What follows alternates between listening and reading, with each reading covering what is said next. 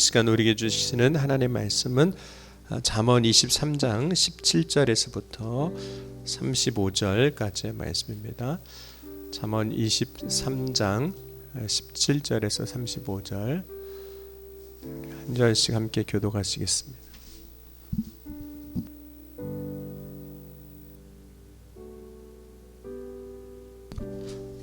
내 마음으로 죄인의 형통을 부러워하지 말고 항상 여호와를 경외하라.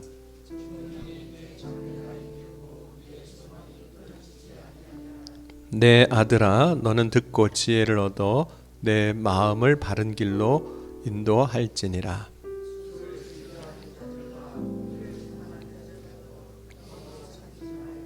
술 취하고 음식을 탐하는 자는 가난해질 것이요 잠자기를 즐겨하는 자는 헤어진 옷을 입을 것임이니라.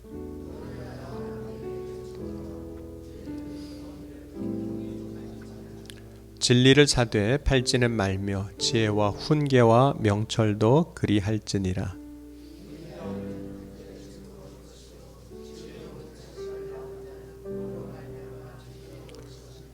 내 부모를 즐겁게 하며 너를 낳은 어미를 기쁘게 하라.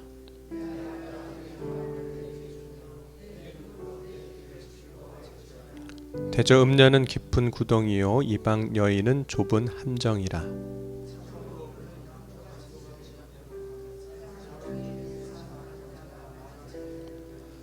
재앙이 네게 있느뇨, 근심이 네게 있느뇨, 분쟁이 네게 있느뇨, 원망이 네게 있느뇨, 까닭 없는 상처가 네게 있느뇨, 붉은 눈이 네게 있느뇨.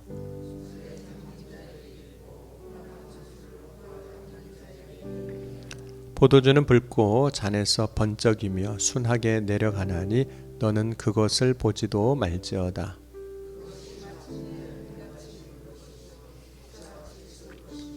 내 눈에는 괴이한 것이 보일 것이요 내 마음은 구부러진 말을 할 것이며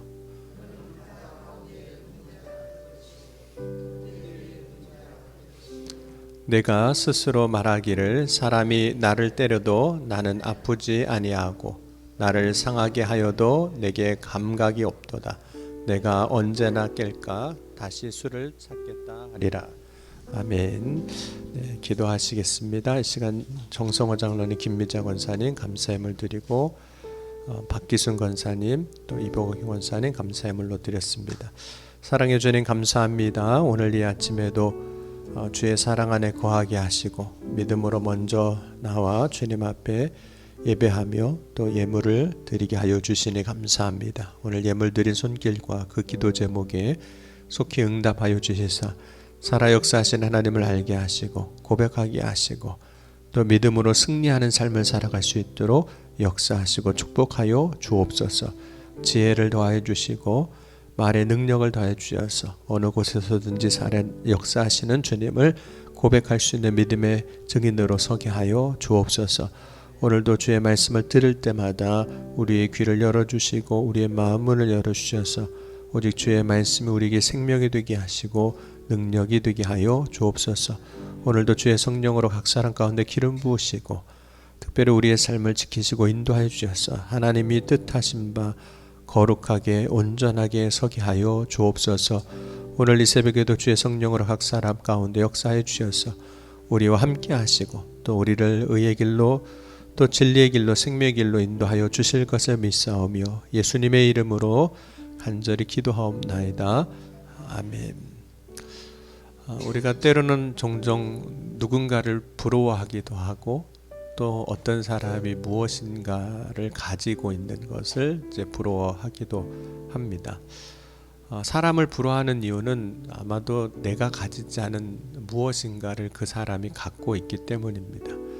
그 사람이 갖고 있는 그것으로 인해서 세상에 살아갈 때 어떤 유익 혹은 편리함 이런 것들이 있는 거죠. 만약 누군가 가지고 있는 그것이 세상 살아갈 때 유익이 되지 아니하고 어려움이 되는 일이었다면 것이었다면 혹은 우리의 삶에 손해를 끼치는 것이었다면 아마 그것을 부러워하지는 않을 겁니다. 내가 그 사람 그거 갖고 있는 거 참 부럽다 생각하지는 않을 겁니다.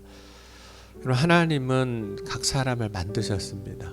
저와 여러분을 지으신 분은 하나님이십니다. 그런데 모든 사람이 다 똑같지는 않습니다.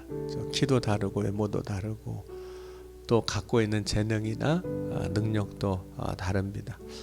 디모데후서 2장 20절 21절 말씀 보면 큰 집에는 금그릇과 은그릇뿐 아니라 나무그릇과 질그릇도 있어 귀하게 쓰는 것도 있고 천하게 쓰는 것도 있나니 그러므로 누구든지 이런 것에서 자기를 깨끗하게 하면 귀히 쓰는 그릇이 되어 거룩하고 주인의 쓰임에 합당하며 모든 선한 일에 준비함이 되리라 그랬습니다. 그러니까 금으로 됐냐 은으로 됐냐 나무로 됐냐는 그렇게 중요하지 않다는 거죠. 주님 앞에 주인에게 쓰임 받는 것이 중요하다고 말씀하고 있거든요. 여러분, 하나님은 각 사람을 하나님의 뜻에 합당하게 지금도 사실은 쓰고 계세요. 심지어 이제 우리가 오늘 보진 않았지만 악인도 악한 날에는 하나님이 선하게 쓰신다. 그 쓰임에 적당하게 하셨다. 이렇게 말씀하시기도 하셨어요. 그럼 하나님의 쓰임에 어느 것이 더 나은 것이라고 말할 수는 없습니다. 그 쓰임에 합당하게 우리가 쓰이면 감사하고 이제 귀히 쓰인 거죠. 그럼 하나님께서 모세를 이스라엘 백성들을 구원하시기 위해서 그의 인생을 쓰시는 거거든요.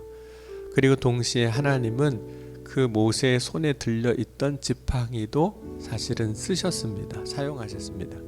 그래서 모세의 손에 들린 지팡이를 이제 하나님의 지팡이라고도 부르기도 했던 거죠.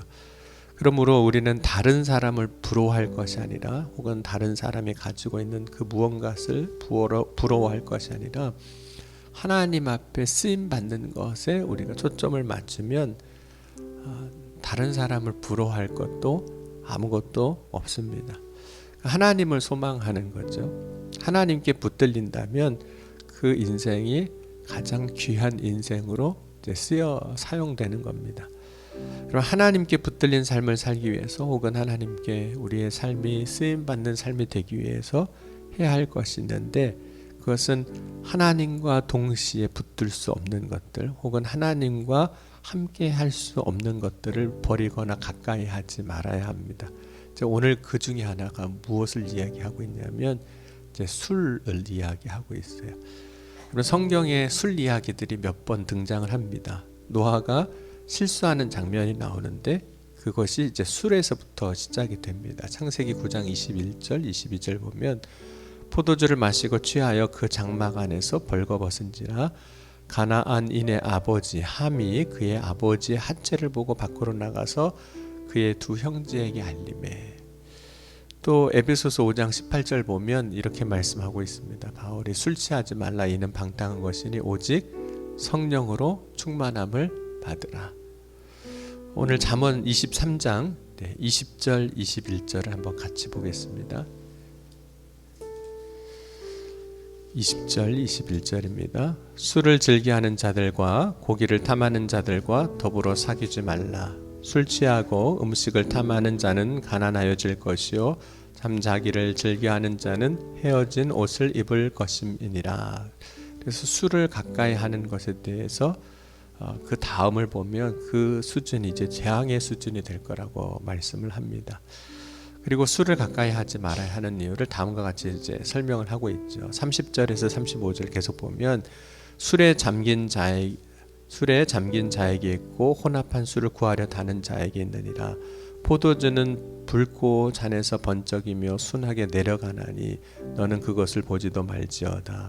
그것이 마침내 뱀같이 물 것이요 독사같이 쏠 것이며 내 눈에서는 괴이한 것이 보일 것이요 내 마음은 구부러진 말을 할 것이며 너는 바다 가운데 누운 자 같을 것이요 돛대 위에 누운 자 같을 것이며 내가 스스로 말하기를 사람이 나를 때려도 나는 아프지 아니하고 나를 상하게 하여도 내게 감각이 없도다. 내가 언제나 깰까 다시 술을 찾겠다 하리라.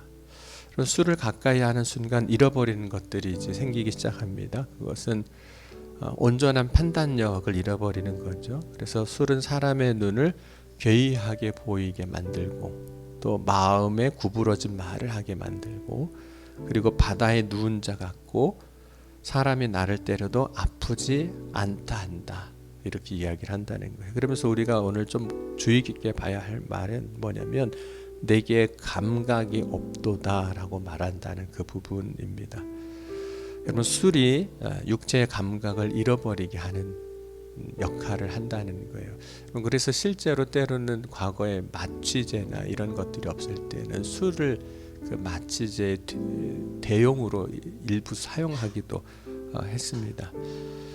물론 이제 우리가 술 취했을 때 그 감각을 잃어버리는 것은 잠깐일 수도 있습니다. 근데 술이 육체의 감각만 무디게 하는 것이 아니라 영적인 감각도 결국은 잃어버리게 하는 거예요. 감각을 잃어버린다. 그러면 영적인 감각을 잃어버린다. 여러분, 과부 할머니와 설교를 못하는 목사님의 공통점이 있다고, 영감이 없다고 그런 얘기를 하기도 하거든요. 영적인 감각이 없다. 그러면 영적인 감각을 잃는다는 것은 사실은 다른 게 아니라 이제 영적인 분별력을 잃었다, 이런 의미입니다. 방탕 곧 죄를 삶에서 살아가게 하는 거죠. 그런데 문제는 이제 죄의 삶을 살아가도 그것이 영적 감각을 잃었을 때는 더 이상 죄로 인식하지 않는다는 거예요. 내가 말하고 있는 것이 죄인지도 모르고 이제 말을 하고, 내가 행하는 것이 혹은 보는 것이 가는 것이 죄인지도 모르고 그냥 하고 가고 다 한다는 겁니다. 그것이 이제 영적인 감각을 잃어버렸다는 겁니다.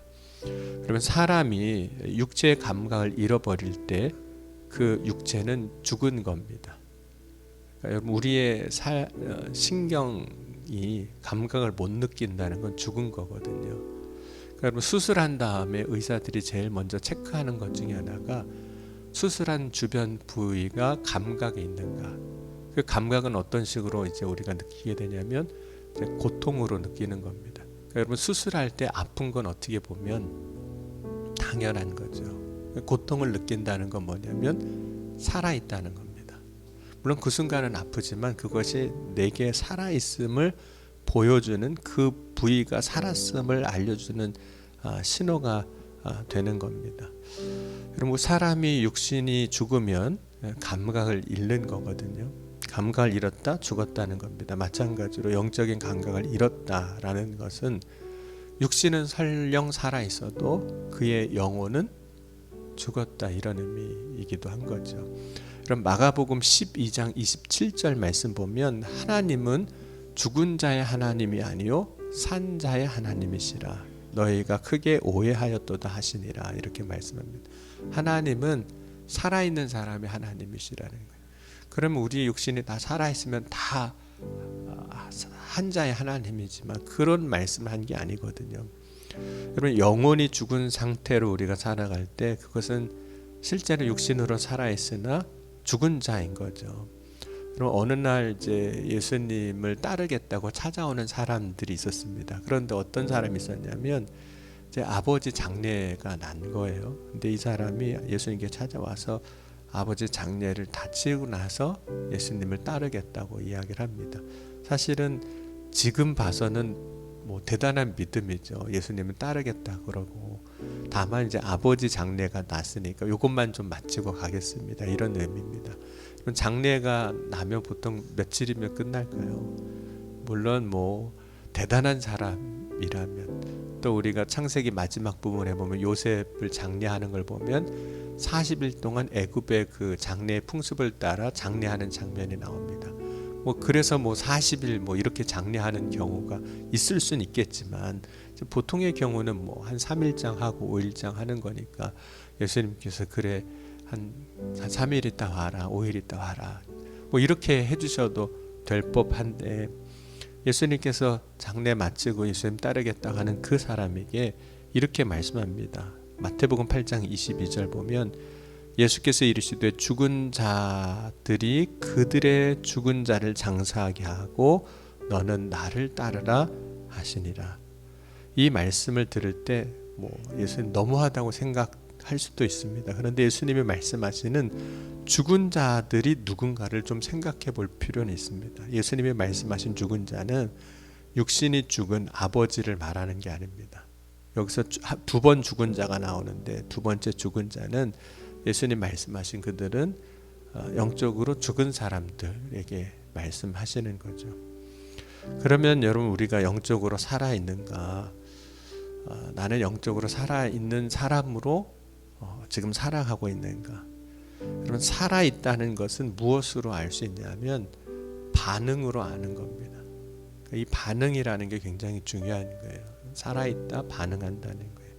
그럼 우리가 육신으로 살아있으니까 육신으로 반응하는 거예요.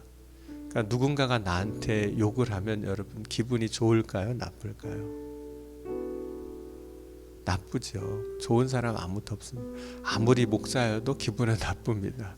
그 이유는 육신이 살아있어서 그래요. 그건 육신에 대한 육신의 반응이에요. 우리의 마음에 대한 반응이거든요. 그러면 영적으로 살아있는 사람은 무엇에 대해서 반응이 나오기 시작할까요? 영적으로 살아있는 사람은 하나님이 말씀하시는 것에 대해서 반응하게 되어 있습니다. 또 성령이 역사하실 때 반응하게 되어 있어요. 그것이 영적으로 살아있는 사람의 모습이에요. 하나님의 말씀을 들었는데 마음이 뜨겁지도 않고 내가 뭘 해야 될지도 모르겠고 뜨뜻미지근하고 아무런 감각이 없으면 마음이 찔리지도 않고 기쁘지도 않고, 그러면 영적으로는 죽은 자나 마찬가지입니다. 여러분, 오늘 이 시간 저와 여러분이 말씀 앞에 있는데 마음이 뜨거워지고 기도할 때 주님께서 말씀하시는데 그 말씀을 내가 따르고 순종하지 않으면 안 될 정도로 뜨거워지는 역사가 있다면 그것은 지금 내가 살아있기 때문에 살아있는 자로서 일어나는 반응인 겁니다. 여러분, 오늘 이 아침에 저와 여러분이 죽은 자로 살아가는 것이 아니라 하나님의 말씀에 성령의 역사하심에 살아있는 자가 될 수 있기를 주의 이름으로 간절히 축원합니다. 하나님은 죽은 자의 하나님이 아니라 산 자의 하나님이십니다. 그럼 그렇게 살아있는 자가 기도할 때 하나님은 역사하시는 거예요. 그렇게 살아있는 사람이 그의 말씀을 듣고 순종하며 나아갈 때 그 믿음의 역사가 있는 겁니다. 오늘 이 아침에도 저와 여러분이 말씀에처럼 감각 없는 자가 되지 말고 죽은 자가 되지 말고 산 자가 되어서 하나님의 역사 가운데 큰 은혜와 영광을 누릴 수 있는 저와 여러분이 될 수 있기를 주의 이름으로 간절히 축원합니다. 기도하시겠습니다. 지금도 살아계시고 역사하신 하나님, 오늘 이 아침에도 주님을 바라고 소망합니다. 주님, 이 아침에 부르짖을 때 응답하시고 구할 때 역사하셔서 주의 놀라운 은혜의 영광이 임하게 하여 주옵소서. 우리가 죽은 자가 되지 아니하고 산 자로 살아가길 원합니다. 이 시간 주의 말씀을 들을 때마다 우리의 마음이 뜨거워지게 하시고 주의 성령께서 역사하실 때마다 순종하며 믿음으로 나아가 산자의 하나님의 그 놀라운 은혜와 영광을 바라보고 누리는 복된 삶이 되게 하여 주옵소서. 이 새벽에도 주께서 각 사람 가운데 능히 크고 놀라운 일을 행하여 주실 것을 믿사오며 사랑이 많으신 우리 주 예수 그리스도의 이름으로 감사하며 간절히 기도하옵나이다. 아멘.